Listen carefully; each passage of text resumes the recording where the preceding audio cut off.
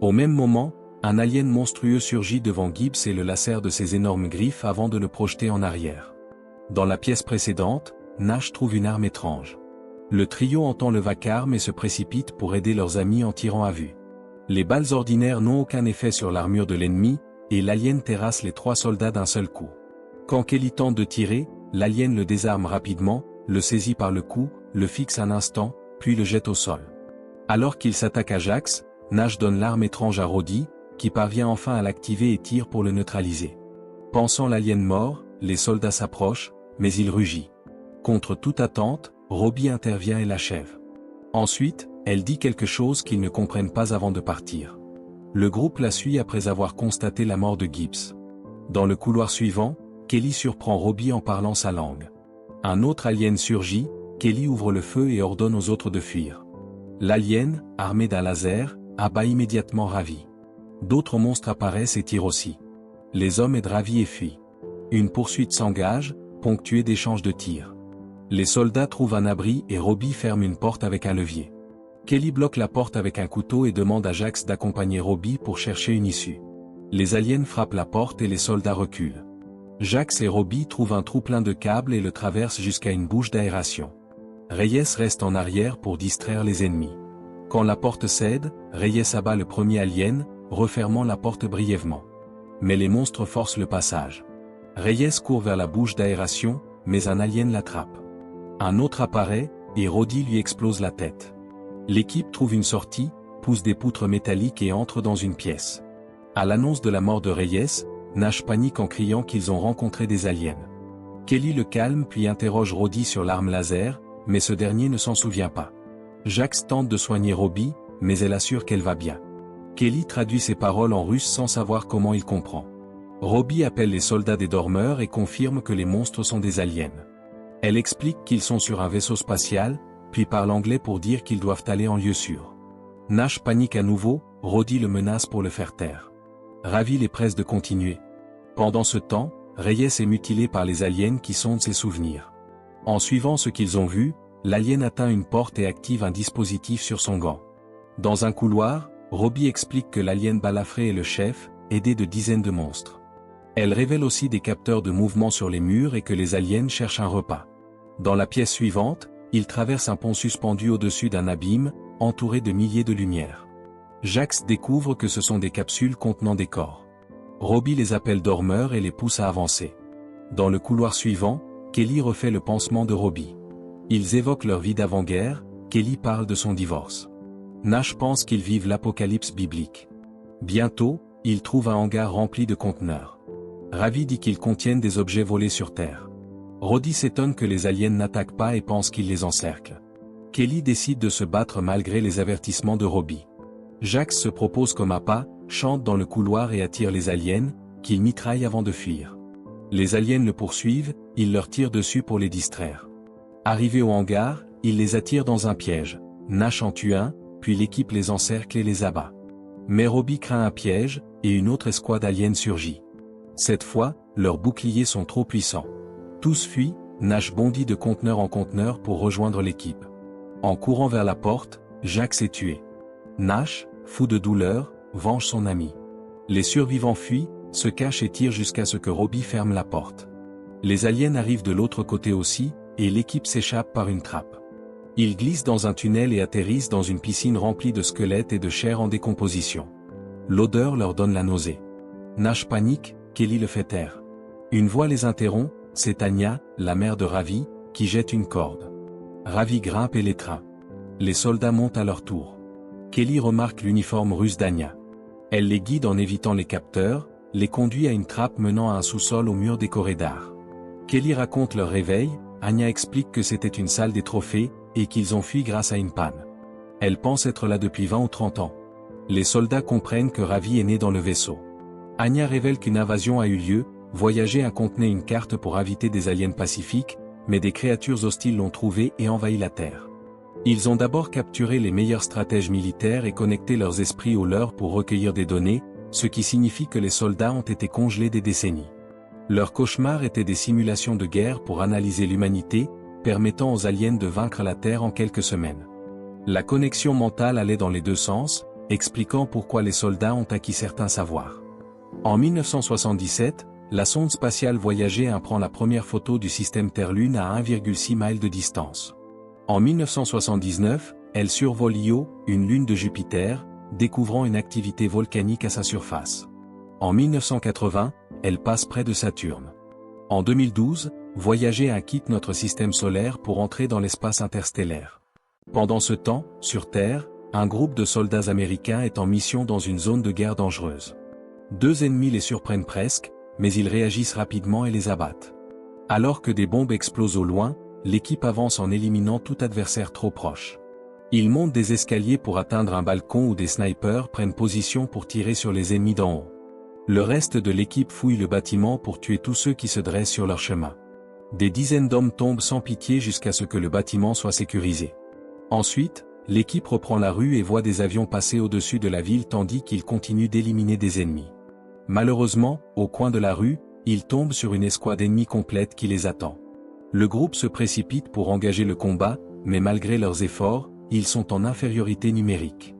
Ils décident de battre en retraite. Cependant, un soldat est blessé, et Roddy doit le porter. Les tirs ne cessent pas alors qu'il court en cherchant un abri, tuant de plus en plus d'ennemis.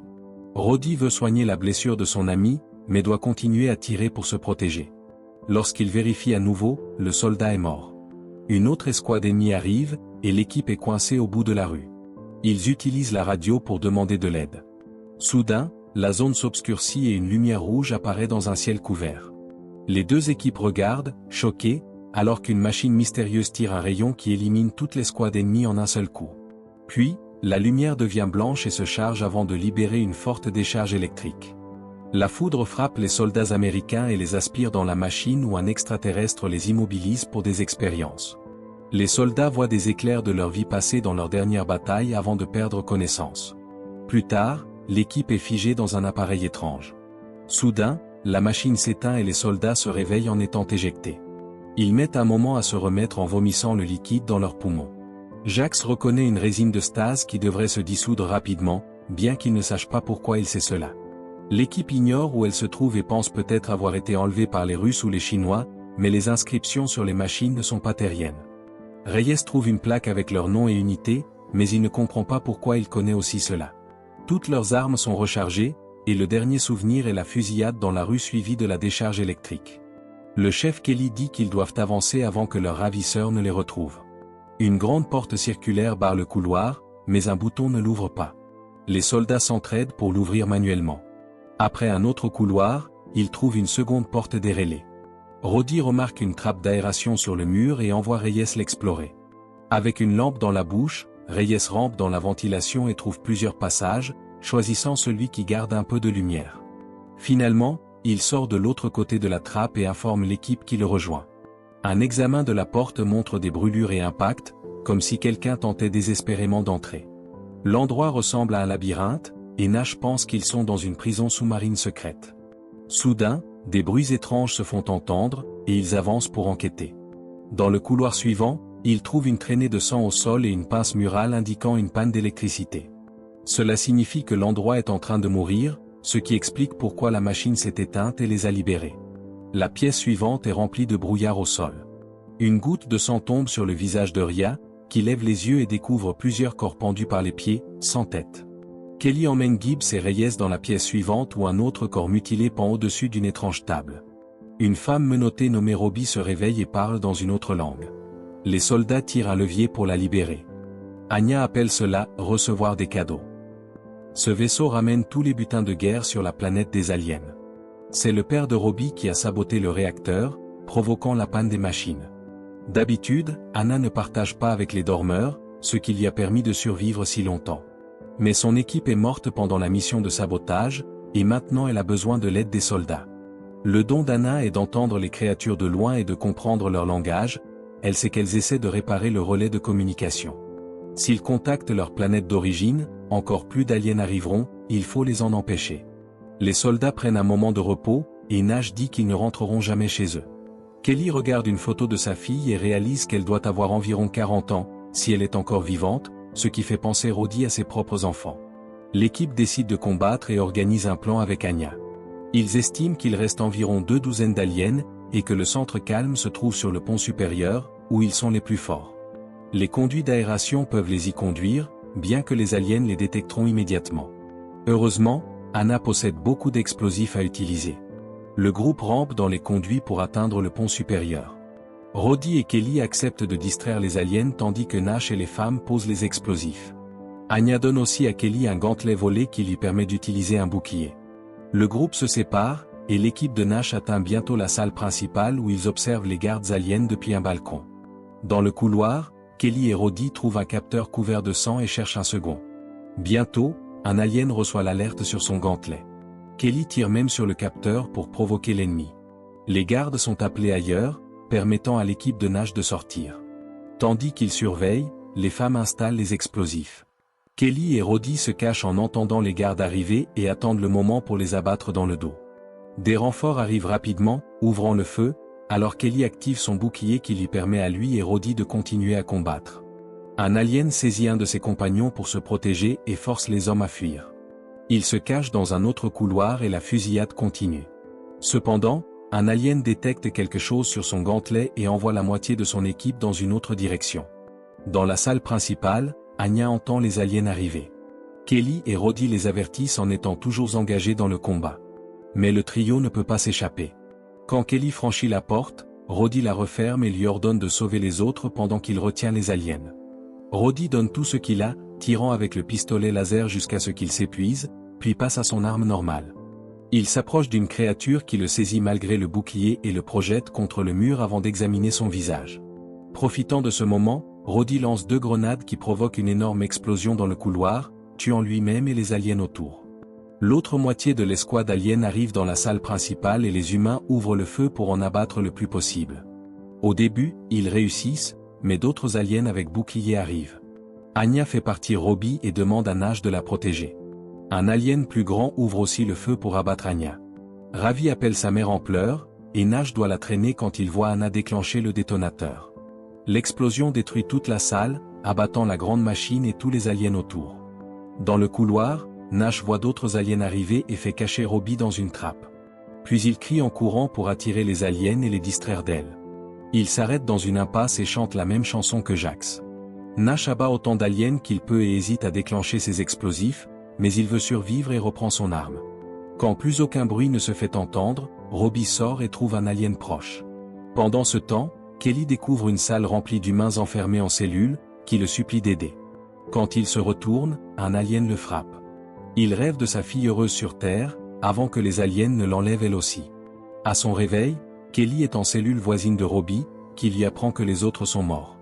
Les aliens entrent, saisissent Kelly par le cou, le poussent contre un mur, puis le traînent vers la table étrange où ils le suspendent la tête en bas.